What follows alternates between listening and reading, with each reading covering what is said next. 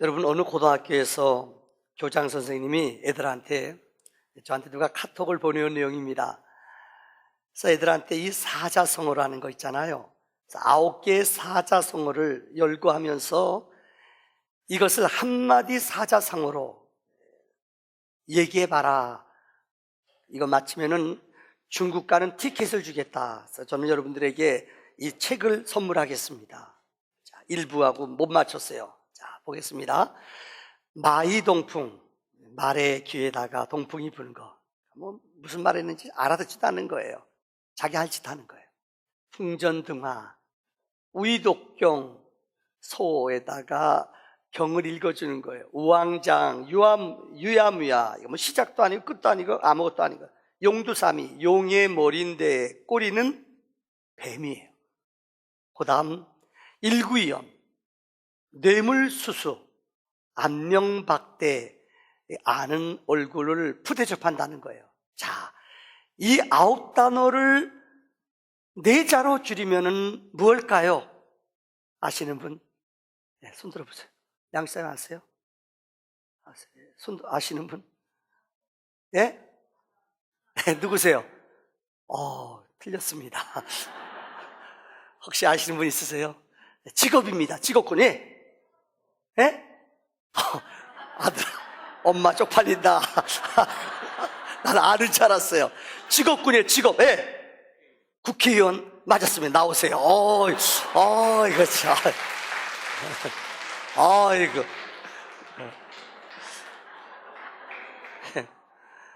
한마디로 말하자면은 불통이에요.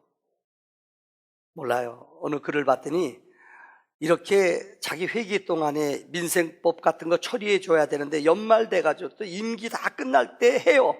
그러니까 한꺼번에 수백 건을 처리한대요. 그러니까 제대로 법을 처리하지 못해요. 싸우는 건 싸우더라도 백성들이 어려운 법 풀어줘야 될 것은 머리 맞대고 풀어줘야 돼요. 근데 뛰쳐나가서 안 들어와요. 끝날 때 뭐 일주일 내려고 들어와서 한꺼번에 몇백 법을 한꺼번에 처리해요. 이런 나라는 우리나라밖에 없대요. 그런데 여러분, 이 사람들이 꼭 만장일치로 통과되는 게 있대요. 뭐게요? 자기네 세비 올리는 건 100%. 자, 덕인 얘기 안 할게요. 그러면서 끝난 다음에 평생 동안 연금이 있대요. 자, 덕인 얘기 안 하겠습니다. 이 불통이라는 거예요. 인생을 살아가면서 여러분, 이 불통, 통하지 않아요. 부부간에 살아가는데 부부간에 적과 동침이에요. 뭐 말이 안 통해요. 도대체 뭐라 그러면 화부터 내요. 여기 그런 사람이 있을 거예요. 근데 약간 딴 데 봐요. 그런 사람이 일부러요. 자녀들하고도 죄송해요. 불통이에요. 애들이 죄송합니다. 우리나라의 학생들이 50%는 자살하고 싶대요. 우리 애들이 그래요. 얼마나 힘들어요. 스트레스. 막 죽고 싶어요, 애들이요. 근데 누구에게도 이 얘기를, 죄송한 부모님들한테 이런 얘기 안 한대요. 사람만 있어도 고마운 거 아세요? 사람만 있어도 고마웠다는 걸 여러분 아세요? 불통이면 안 돼요. 신앙생활도 그렇습니다. 예수를 믿으면서, 하나님을 믿으면서 하나님하고는 상관없어요. 그냥 와서 하나님한테 눈두장만 찍고 지 맘대로 살아요. 교회를 10년, 20년 다녀도 변화가 없어요. 이거 기적 중에 기적 아니에요. 지 맘대로 믿어요. 하나님 앞에 기도하고 하나님 응답 주려고 쫓아가는데 뒤돌아보고 딴 길로 가요. 야야야야 불러도 안 뒤돌아봐요. 이게 불통의 신앙 아니에요. 여러분들, 로버트 핑크라는 미국의 신학자가 쓴 글 가운데 참 우리에게 충격을 주는, 신학자지만은 이 사회적인 충격을 주는 글입니다. 이분은 오늘 우리 현대인들은 너무나 편하고 너무나 공동체에서 적은 것을 요구한대요. 많은 것을 부담을 주거나 요구하거나 책망하면 사람들이 뛰쳐나간대요. 그래서 젊은이들이 우리나라만이 아니라 세계 직장을 오래 못 다녀요. 조금 기분 나쁘거나 자기 기분 상하면 때려쳐버려요. 겁이 난대요. 겁이 난대. 교회도 그래요. 적은 요구해요. 그래서 신자들 비율을 맞춰요. 그래서 타협해요. 교인들이 요구하면 하나님의 법인데도 가수에 따라 교회법을 바꿔요. 예배 시간도 지 맘대로 바꿔요. 또한 현실주의. 사람들 기분 나쁜 교인들이 제일 좋아하는 단어들이 축복, 성공, 웰빙 이런 얘기하면 제일 좋아한대요. 심판, 천국을 얘기하면 사람들이 싫어해요. 싫어하기 때문에 그 얘기를 하지 않는데요. 그러면서 로버트 핑크 교수는 우리 현대인들은 우리가 듣고 교인들이 듣고 싶어하는 이야기가 무엇인가? 복음이라는 거예요. 예수에 대한 얘기예요. 생명, 영적인 거룩한 하나님의 능력 앞에 여러분들 복음의 원칙, 기본 이것을 하나님은 원하신다는 거예요. 그러니까 성령의 은혜와 우리 기본적인 욕구를, 기본을, 영적인 야성을 좀 가지라는 거예요. 조금만 흔들리면 넘어져 버리고요, 삐져버리고요. 그래서 오늘날 교회는 이 로버트 핑크 교수는 교인들한테 징계를 못한대요. 너무너무 그들이 죽어가요. 잘못된 길로 가요. 책망하면 그냥 안 나와버린대요. 이게 현대인들이에요. 교회 나왔다가도 그냥 지 맘대로 안 나와요. 뭐 책망을 못해요. 그냥 가서 어린애처럼 얼얼얼얼 이거 먹어 이래야지 좀 일어나 나오지요. 혹시 여러분은 안 그러세요? 당신은 예배생활 그렇게 하면 안 돼요. 어떻게 그래요? 그럼 좀 찔리고 좀 회개해야 될 텐데 회개 안 해요. 이게 댐비인데요. 현대인들이 그래요. 혹시 제가 설교하면서 여러분에게 달콤한 말, 여러분들 위로되는 말, 격려되는 말만 몰라요? 하는지 몰라요? 그러면 저는 하늘나라 가서 하나님 앞에 정말 책망 들을 거. 그 영혼이 죽어가는 거 아느냐? 그 영혼이 죄의 수렁텅이에서 지금 어떤 짓 하는 줄 아느냐? 말씀을 통해 불방망이로 때려라! 때리면 아파요. 신음해요. 도망가 버려요. 혹시 이것 때문에 그냥 타협하고 이렇게 그냥 여러분들 상처 그냥 싸매주면서 뭉개며 넘어가지 않느냐는 거예요. 오늘 성경은 말해요. 여러분의 영혼은 지금 어디로 가고 있습니까? 감동이 식지 않았어요. 촉감격이 있지 않았어요. 그냥 임직 때문에, 여러분 성도라는 이름 때문에 그냥 때우기식으로 왔다 가지 않아요. 그러면 여러분의 영혼은 죽은 영혼입니다. 오늘 바울은 골로새서 3장에서 너희가 그리스도와 함께 다시 살리심을 받았으니 이전 땅의 것들은 너희는 다 벗어버리고 거룩한 위의 것을 찾으라고 말씀해 주셨습니다. 위의 것을 찾는 믿음의 성도의 자세를 오늘 세 가지로 말씀드리려고 합니다. 첫째는 땅의 것을 버리라고 말씀합니다.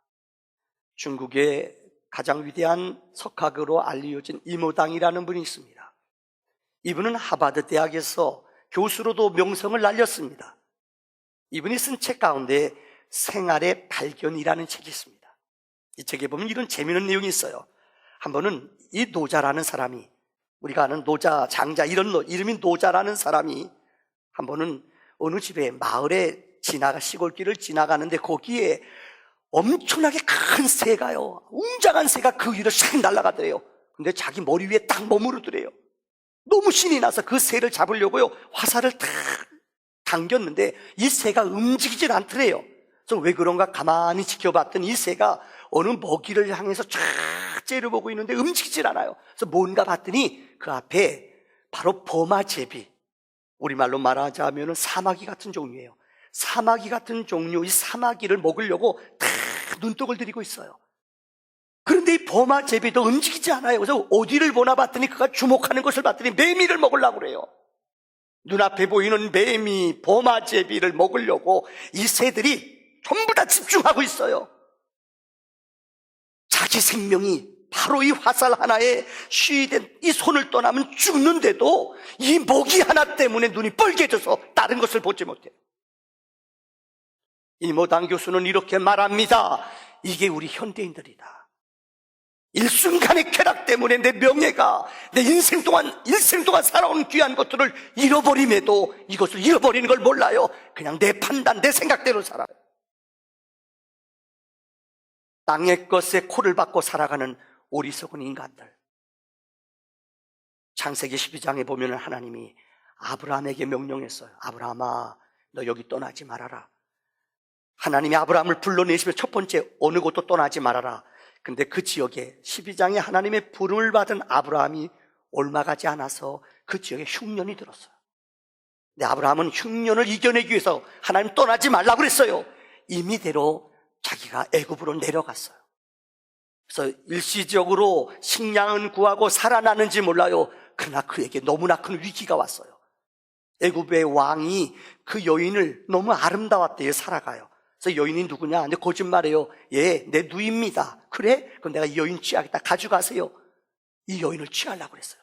근데 그날 저녁에 천사가 나타나 이 사실을 알게 했다고 그랬어요. 한번더면 큰일 날 뻔했어요. 하나님의 명령을 어기고 자기 임의대로 세상으로 내려갔다가 아내를 뺏길 뻔했어요. 근데 창세기 26장에 똑같은 일이 이삭에게 벌어졌습니다. 하나님이 떠나지 말라 명령했습니다. 그런데 그는 그 지역에도 역시 흉년이 들었어요. 그는 위험한 어려운 처지에 빠졌습니다. 근데 이삭은 성경에 보면 그랄 지역에 머무르면서 내려가지 않았다고 말해요. 하나님의 명령을 끝까지, 흉년이 오고 시험이 왔지만 말씀을 붙잡고 끝까지 하나님의 약속을 붙잡고 떠나지 않았어요. 여러분, 창세기 26장 읽어보면은 이삭이 성경에 100배의 복을 받았다는 말씀이 나와요. 순종하며 하나님의 음성을 들을 때에 100배의 복을 받았다는 말씀입니다. 배너라는 영화를 기억할 겁니다. 어떤 분은 성경 다음으로 가장 위대한 책 가운데 하나가 배너라고도 얘기해요. 원래 이 사람은 영국의 장성 출신이에요. 기독교가 너무너무 싫었대요. 지성인이지만 기독교가 너무 싫은 그는 이 기독교를 없애기 위해서 영국 도서관에 가서 3년 동안 기독교 반증책을 읽었어요. 3년 동안 읽다가 그가 무릎을 꿇고 그가 오 예수님 당신은 살아계십니다. 그리고 쓴 책이 유명한 배너라는 책이에요. 배너라는 책은 여러분 영화를 보신 아카데미상 11개 부분 수상한 거예요. 이런 영화가 없답니다. 영화 대역 가운데 혹시 여러분들 그 주인공이 배너라는 사람이에요. 이런 유대 귀족이었습니다. 그런데 우리 친구의 배신을 통해서 그는 노예로 끌려갑니다. 그 영화의 내용을 여러분 아마 기억할 겁니다. 노예로 끌려가요. 그런데 그때 노예로 끌려가는 동안에 예수를 평생 처음 만나요. 노예에게는 누구도 물을 줄 수 없어요. 처참하게 끌려가는 그에게 너무 갈증이나 목말라 애타는 그에게 어느 누가 찾아와서 그 노예에게 물을 건너준 사람이 있어요. 그분이 예수예요. 근데 그분은 예수인지 몰랐어요.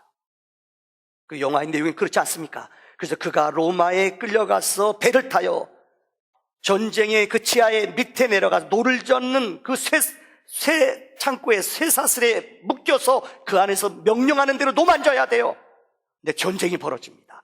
근데 그가 탄 배는 장군, 가장 높은 장군의 총장의 배였습니다.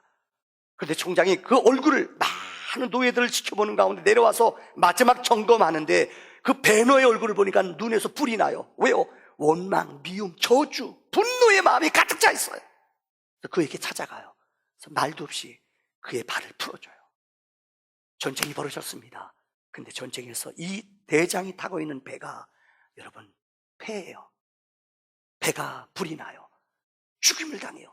근데 이 사람이 그곳에서 자기 동료들의 쇠사슬을 풀어주면서 살아나요. 그런데 여러분 그 영화에 보면은 이 대장이 자기가 폐했는 줄 알고 자결하려고 칼을 가져 죽으려는 순간 그 옆에 배너라는 이 종이 그 사람 뒤에서 뒤통수를 탁 때려요. 기절시켜요. 나중에 알고 봤더니 대성을 거둔 거예요. 이 배만 무너졌지 다른 배는 다 살아났어요. 로마의 귀족이 돼요. 아버지의 인정을 받고 로마의 시민권을 가져요. 아버지한테 요구해서 자기 고향으로 내려와요. 근데 어머니, 자기 여동생은 문둥촌가 살아요. 완전히 그 친구가 배반해서 자기네 집을 완전히 몰살시켜버렸어요. 그가 거기서 예수를 또 만나요. 3년이 지났습니다. 예수님이 십자가를 지고 끌려가요. 근데 어느 누구도 십자가를 지고 가는 예수를 돌보는 사람이 없어요. 쓰러지고 갈증, 목마름에 힘들어하는 그분 곁에 찾아간 사람이 누구냐? 배너예요. 그에게 물을 건너줘요. 왜? 그는 로마의 높은 귀족이기 때문에. 그런데 예수를 만나요. 이때 이전에 물을 준 사람이 이분인 걸 알았어요. 그런데 여러분, 예수님이 십자가에 못 박혀 죽어가는 순간에 베너라는 주인공은 그곳에 가요. 그때 그는 부르짖는 예수의 절규하는 소리를 통하여 변화가 일어납니다. 그는 이렇게 절규했습니다. 하나님, 저들의 죄를 사해 주옵소서. 저들은 자기들이 무엇을 하는지 모르기 때문입니다. 이 큰 소리를 외치며 운명하시는 예수, 이 소리를 듣는 순간 그는 이렇게 고백해요. 그 대사 가운데, 나는 그 순간 내 손에서 곰이 떠나는 것을 느꼈노라. 이제까지 미움과 친구를 복수하는 일념으로 살았던 그의 인생이 예수님의 십자가에 운명하시면서 용서하시는, 저들은 자기가 하는 것이 무엇인지 모릅니다라는 소리를 듣고 자기 손에 곰이 떠나버렸대요. 여러분, 복음은 내 모든 욕심, 내 모든 이기심, 이런 것들을 다 내려놓는 거룩한 버림의 역사가 복음의 능력입니다. 우리나라에도 역시 여러분 아실 거예요. 황해도에 신천이라는 곳에 가장 유명한 깡패, 이전엔 평양 가서도 깡패지 됐어요. 우리나라에서 제일 유명한 깡패 목사 1호가 누구냐? 김익두 목사라는 분이 있어요. 얼마나 이분이 하여튼 험악하고 얼마나 못됐는지, 이분이 장날 뜨면은 장사 안 했대. 이게 낫대요. 그렇게 못된 사람이 김익두였어요. 근데 이분이 나중에 선교사 통해 예수 믿고 은혜 받아서 신학교에서 목사가 됐어요. 그래서 자기 고향 이 신천이라는 곳에 와서 이분이 목사가 돼서 지나가는 거예요. 근데 그 동네에 제일 욕쟁이, 어느 마을이나 옛날이나 지금이나 욕쟁이 아줌마들이 있어요. 아주 고얀 아줌마인데요, 진짜 저 사람이 변했나 안 변했나 시험하자 가지고요, 이 뭡니까, 설거지 하던 물, 구정탱이 물 있잖아요, 냄새나는 물, 찌꺼기 더 넣어가지요. 이분이 지나가는데 뒤에서 그냥 꽉 뿌렸대요. 김익두가 탁 뒤돌더니 어떻게 했을 것 같아요? 유명한 말을 남겼어요. 내가 죽었으니 네가 살았다. 내가 죽었으니 너희가 살았다. 유명한 말이에요. 내가 살았으면 넌 죽어. 한 주먹이에요. 사람들이 그 아줌마가 그러고 쫄았대요. 진짜 살았대요. 그래서 예수 믿었대요. 여러분, 내가 죽어야지 사는 기적이 임하는 줄 믿습니다. 두 번째, 오늘 본문은 우리에게 위의 것을 찾으라고 말합니다. 젊은이들이 등산 별로 안 좋아해요. 저도 이전에 군목 시절에 내가 모시는 지휘관님이 그렇게 등산을 좋아했어요. 월악산 가재요. 휴가 때요. 쫓아갔지요. 도시락 싸가지요. 근데 그분은 출발하면 시간 재느라고 딱 출발해서 뒤도 안 돌아보고 무조건 올라가요. 우리는 도시락 싸가지고 낑낑거리고 올라가요. 너무 무거우니까, 등산을 안 해봤어요. 너무 무거우니까 도시락 다 먹고 올라가요. 그럼 배불러서 못 올라가요. 알아서 해야죠. 그때 제가 결심했어요.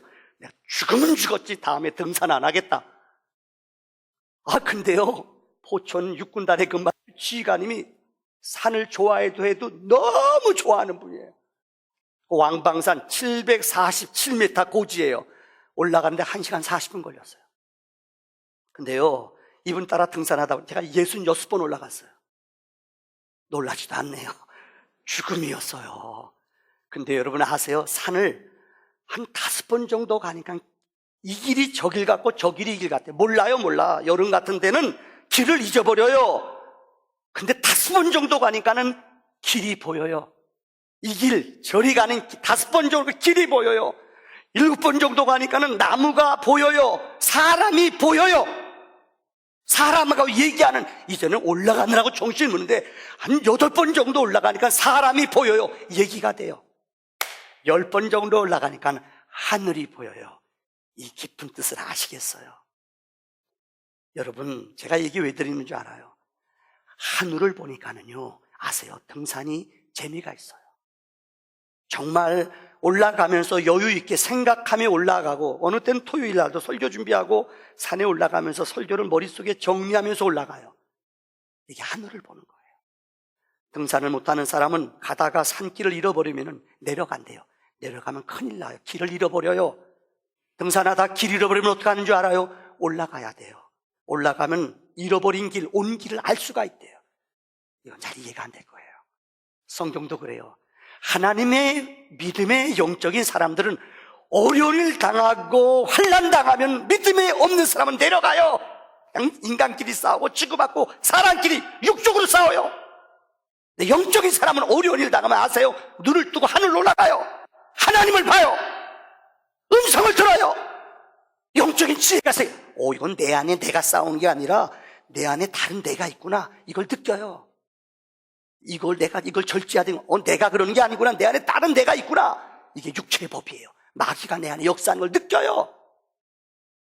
성경 보세요. 시편에 121편 1절에 다윗은 하나님, 내가 산을 향하여 눈을 돌리라. 나의 도움이 어디서 올까?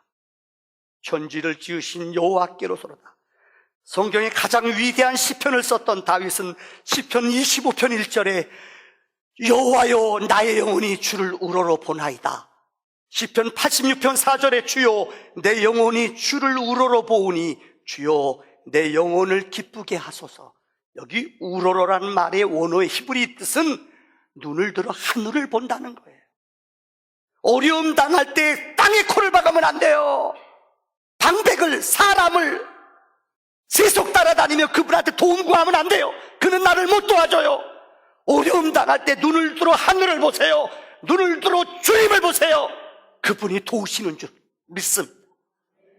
성경에 보면 여러분, 많은 믿음의 위인들, 모세를 보세요. 이 모세는 인생의 여정 가운데 40년 동안은 왕자로 자라났어요. 그 다음에 40년 동안은 광야에 나가서 목자로 있었어요. 그 다음에 80세부터 120세까지 이스라엘 백성을 인도하는 영적인 지도자로 살았어요. 그런데 무디 목사님은 이 세 가지의 40을 나누면서 이렇게 얘기했어요. 처음 40은 something, 내가 모든 걸 할 수 있다고 생각해요. 왕자, 젊고 힘있고 지혜가 있어요. something, 내가 모든 걸 원하는 대로 한다고 믿었어요. 그는 세상의 지위를, 권력을 의지했어요. 그런데 자기가 이스라엘 사람인 것을 깨닫고 애굽 사람의 폭정에서 동족을 구해주다가 자기 신분이 탄로나요. 그는 40년 동안 미디안 광야에 가서 완전히, 아세요? 80세가 될 때까지 양을 치인 사람으로 있었습니다. nothing, 아무것도 자기는 할 수 없다는 걸 깨달아요. 그런데 하나님은 이 80 됐을 때에 모세에게 찾아왔어요. 아니, 젊고 능력 있고 스펙 있고 힘 있을 때 부르시지, 아니에요. 하나님은 사람을, 내 힘을, 내 능력 의지하는 게 아니에요. 아무것도 나는 할 수 없습니다. 나는 너무너무 죄인입니다. 자기 허물과 연약함을 알았을 때 찾아오셔서 하나님이 말씀하세요. 어떻게 해요? Everything, 네가 하는 게 아니야. 내가 너 도와줘. 그래서 출애굽기 14장에 보면은 보세요. 모세가 이스라엘 백성 60만 명을 이끌고 나옵니다. 그런데 바로 왕이 자기 아들이 죽은 것을 알고 군사들을, 마병들을 통해 그를 죽이려고 쳐들어와요. 뒤에서는 애굽의 군대가 쳐들어오지요. 앞에는 홍해가 있어요. 얼른 나갈 수 있는 방법이 없어요. 그때 백성들은 원망해요. 왜 우리를 여기까지 데려와서 죽이느냐. 모세를 원망해요. 어느 누구도 좌나 우나 어디를 봐도 원망, 불평, 원수들이 쳐들어와요. 홍해예요. 그때 모세는 성경을 말해요. 그가 하늘을 향해 하나님께 기도해요. 눈을 들어 위를 봐요. 하나님 도와주세요. 그때 주께서 출애굽기 14장 14절에 말씀하세요.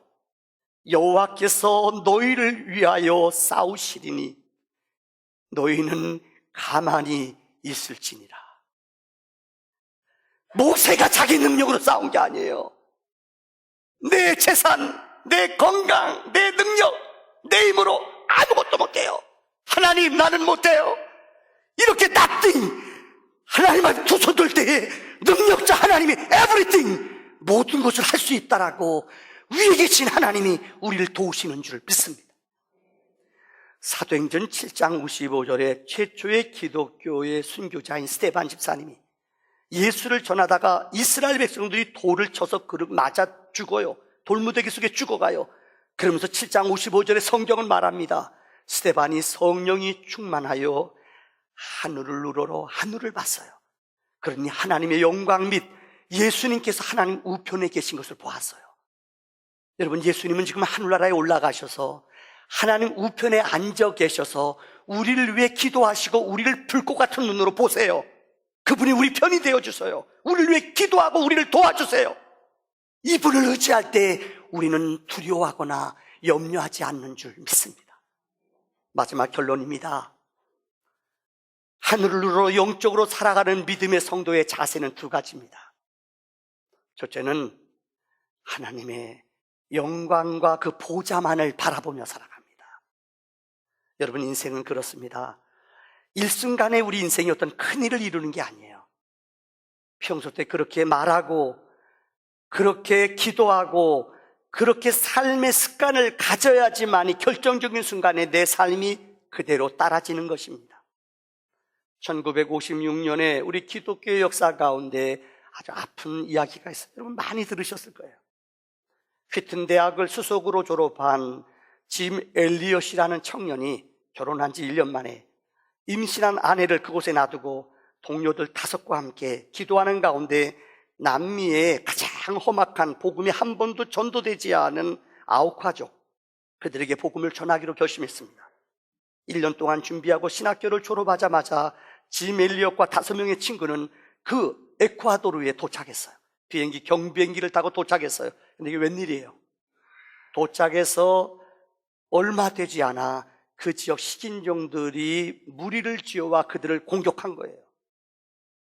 그들은 한 번도 전도도 하지 못하고 온 지 하루 만에 그 무지한 식인종들의 칼에 창에 찔려 다 죽었어요. 얼마 후에 이것이 미국 사회에 보도가 됐어요. 신문 기자들이 사설에서 이 죽음은 정말 헛된 죽음이다, 거룩한 낭비다, 이렇게 신문에서 비아냥거리며 인생의 실패자로 이들을 낙인 찍어버렸어요. 그때 부인, 임신하고 나중에 아기를 낳은 이 부인 엘리자베스 엘리엇이라는 사람이 이 남편의 일기장과 남편이 어떻게 살았는가, 남편의 살아온 여정 일기를 썼대는데 일기장과 남편의 책에 있는 목록들을, 남편이 책마다 쓴 글들이 있어요. 이것들을 모아서 책을 썼어요. 그 책의 이름이 전능자의 그늘이라는 책입니다. 이 글이 미국의 젊은이들의 마음을 엄청나게 충격을 줬어요. 그 책에 나오는 대사 2가지를 내가 여러분에게 읽어드리려고 합니다. 첫째는 그 엘리엇이라는 짐 엘리엇이 이런 글을 썼어요. 나의 하나님, 제 삶은 주의 것이오니 다 태워주소서. 저는 오래 사는 것을 원치 않습니다. 다만 주 예수님처럼 꽉 찬 삶을 살기를 원합니다. 그 일기에 쓴 글이에요. 기자들이 그를 향하여 비아냥거릴 때 그 아내가 그 글에 남편이 책마다, 자기가 사는 책마다 이 남편이 늘 글에 썼던 글이 있대요. 이 글을 썼어요. 영원한 것을 얻고자 영원할 수 없는 것을 버리는 자는 바보가 아니다. 한번 다 같이 읽읍시다. 시작. 영원한 것을 얻고자. 바로 엘리엇은 인생의 여정을 알았어요. 영원한 것을 얻고자 영원할 수 없는 것을 버리는 자는 바보가 아니다. 그는 그렇게 말한 대로 살았어요. 짐 엘리엇가 세상을 떠난 후에 여러분, 그 핏덩이 같은 1살 된 어린아이를 데리고 이 엘리자베스 엘리엇이라는 여인은 그 지역에 가서 살았어요. 그래서 여러분, 25년 만에 그들의 성경을 번역을 해서 성경책을, 그 아쿠아 쪽의 언어를 만들어서 성경을 만들어냈어요. 놀라지 마세요. 그 지역이 복음으로 다 돌아왔어요. 나중에 한 얘기입니다만은 이 아쿠아족은 절대 여자들은 죽이지 않는데요, 남자들은 죽이는데요. 그러니까 여자가 그건 모르고 1년 후에 남편이 죽은 후 1년 후에 그곳에 갔는데 이 여자는 안 죽이더래요. 이유는 그 식인종들은 여자들은 안 죽인대요. 그걸 몰랐어요. 더 놀라운 것은 이 글에 보면은 여러분, 이 선교사의 죽음이 1년도 안 돼서 죽은 이들의 죽음이 그 지역에 저녁에 젊은이들 500명의 마음을 움직여 500명의 젊은이들을 선교사로 헌신하게 하는 놀라운 기적이 있었다는 거예요. 누가 그 사람의 죽음을 헛된 죽음이라고 말하는가? 누가 그 사람의 죽음을 값싼 죽음이라고 말하냐? 그럴 수 없다는 거예요. 우리 여기 지금 주한 장로교회 목사님께서요, 주승종 목사님, 우리 신학교 제가 3학년 때 우리 1학년이었어요. 근데 이분은 할아버지가 주기철 목사님이잖아요. 참 순교자 집안이에요. 이북에서 정말 산정인교회를 지키신 귀한 어르신 아니에요. 근데 이분이 안 죽을 수 있어요. 근데 이분은 죽음의 길을 택했어요. 이분이 돌아가시기 얼마 전에, 1년 전에 평양신학교에 가서 신학생들을 모아다 놓고 부흥회를 인도했어요. 그때 설교 제목이 일사각오예요. 이 설교문을 여러분 들어보면은, 야, 이분은 진짜 죽으려고 작정했구나. 그러고 나서 1년 후에 돌아가셨어요. 해방되기 바로 며칠 전에 돌아가셨어요. 너무 안타까운 인물이에요. 이분이 신학교에서 설교한 제목이 일사각오입니다. 이 설교문을 보세요. 주님은 나를 위하여 십자가를 지셨습니다. 주님은 최후의 피 한 방울까지도 다 쏟으셨습니다. 주님은 이렇게 나 위하여 죽으셨거늘 내 어찌 죽음을 무소하리요. 나는 일사의 각오와 다짐이 있을 뿐입니다. 도롭게 무릎을 꿇고 사는 것보다 차라리 죽고 또 죽고 주님을 향한 각오와 다짐과 정절을 지켜 나갑시다. 다만 나에게는 일사각오의 교리가 있을 뿐입니다. 이분이 신학교에서 마지막 설교한 내용이 뭐예요? 비굴하게 무릎 꿇기보다는 하나님을 위하여 내 생명을 바친다는 일사각오예요. 일사각오의 말씀. 이렇게 살았고 이렇게 죽었어요. 여러분, 그분은 47살에 세상을 떠났어요. 아쉽지만은 그분의 정신과 그분의 죽음은 오늘 한국교회의 믿음의 뿌리가 됐다는 것을 우리는 기억해야 됩니다. 말씀을 결론을 짓습니다. 여러분, 혹시 최근에 어느 일 때문에 심장을 뛰어본 적 있습니까? 심장이 뛰어본 적 있으십니까? 오늘 본문은 우리에게 말해요. 예수를 위해 사는 사람들은, 예수와 함께 하늘을 보는 사람은 예수님만 생각해도 심장이 좀 뛰어야 돼요. 예수님 때문에 예수 소리만 들어도 심장이 뛰는 일, 이거는 복된 성도의 아름다운 삶입니다. 오늘 제가 심장을 뛰게 하는 한 얘기를 여러분에게 이야기함으로 말씀을 마치려고 합니다. 영혼을 위한 닭고기 수프라는 1억 권이 번역이 돼서 팔렸답니다. 세계 각국에. 여기 나오는 재미있는 내용이에요. 아버지가, 이분은 일자무식이에요. 농사를 열심히 지어서 자기 가문에 아들 하나밖에 없는데 이 아들을 대학교에 입학시킨 거예요. 아이브리그 대학이에요.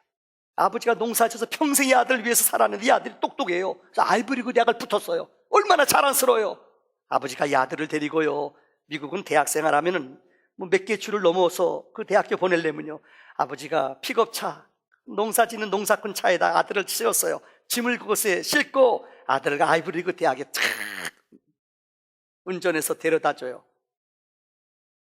혹시 여러분들 인생을 살아가면서 자식과 떠날 때 그 마음 아세요? 저도 우리 아들을 군대 내에 보내는 날, 군목 시절에, 내 군목 시절에 우리 아들을 군대 보냈어요. 논산원에서 데려갔는데 난 지금도 못 잊어요. 아들하고 다 이 얘기 저 얘기하고 밥 먹고 다 떠나는데 아들이 마지막 빡빡머리 감고, 야, 이제 집합해요. 그러니까 마지막에 아들이 엄마 아버지한테 격려 탁 충성! 그리고 뒤도는데 아들이 눈물이 툭 비쳐요. 안 울라고 그랬는데 저는 울었어요. 우리 아내는 울었을까요, 안 울었을까요? 제가 얘기 안 할래요. 그때는 참았는데 아들이 마지막 아버지한테 경례 붙이고 뒤돌아가는데 아들을 보내는데, 죄송해요. 우리 아들이 군대 가서 엮이는 가정 아이를 만났어요. 고참으로요. 근데 얘가 얘기를 안 했어요. 6개월 동안 죽어도 그런 고생. 니네 아버지 군목이지, 니네 아버지 군목 대령이지. 얘가 더 괴롭히는데 나는 얘가 나중에 알았어요. 그렇게 아버지 체면 때문에 얘기를 안 한 거예요. 막 죽고 싶었대요. 어찌나 고참이 괴롭히는지. 그런 애들이 있거든요. 왜 제가 얘기 드리는 줄 알아요? 부모가 이 아들을 두고 올 때 그 심정이라는 거 이해돼서요. 그런데요, 아버지가 그 아들한테 무언가 말해줘야 될 텐데, 아버지가 그래요. 야, 나는 대학도 못 나왔고 나는 아는 것은 없어. 내가 너한테 마지막 이 말을 해줄게. 아들을 안 들어요. 근데 아버지가 이 자기 아들한테 이 말을 남기더래요. 나는 네가 어떤 사람인 줄 알기 때문에 내가 어떻게 아버지가 떠나더라도 마약이나 친구, 악한 습관, 아버지는 믿음이 있었어요. 어떤 행동을 해야 할지를 나는 내가 할 줄 믿어. 나는 안다, 믿는다. 그래 아버지가 울면서 기도해 주더래요. 이 아들이 대학을 졸업하고 나중에 목사가 됐어요. 그래서 이 글을 쓴 거예요. 근데 이분이 나중에 자기도 딸 하나를 낳았는데 이 딸아이가 대학을 간 거예요. 너무나 신기한 게 자기가 졸업한 대학을 이 딸이 간 거예요. 그래서 아버지가 이 딸을, 목사인 아버지가 이 딸을 태우고 가는 거예요. 그 학교에다가 짐 다 기숙사에다 내려다 주고 오는데 아버지가 이 생각을 하는 거예요. 우리 아버지가 나에게 들려줬던 얘기, 딸한테 아버지가 손잡고, 우리 아버지가 글자는 모르고 무식한 아버지지만 할아버지가 아버지한테 들려줬던 얘기가 있다. 딸아, 나는 네가 어떤 사람인 줄 안다. 너는 하나님의 사람, 하나님의 은혜가 있는 사람이야. 어떤 유혹과 시험이 있어도 나는 네가 어떻게 행동할지 나는 알아. 난 너 믿는다. 이렇게 좀 기도하고 한대요. 저는 이 글을 읽으면서 마음이 뜨거웠어요. 아, 맞다. 하나님은요, 여러분이 어떤 형편 위에 어떤 처지에 있는지 하나님은 아세요. 여러분 힘든 거 터널 통과하는 거 지금 외롭고요. 남편은 하늘 날아가고 너무너무 지금 힘들어하는 분이 있어요. 자녀가 너무 힘들게 해서 지금 너무너무 신음하며 매일마다 우는 분도 있어요.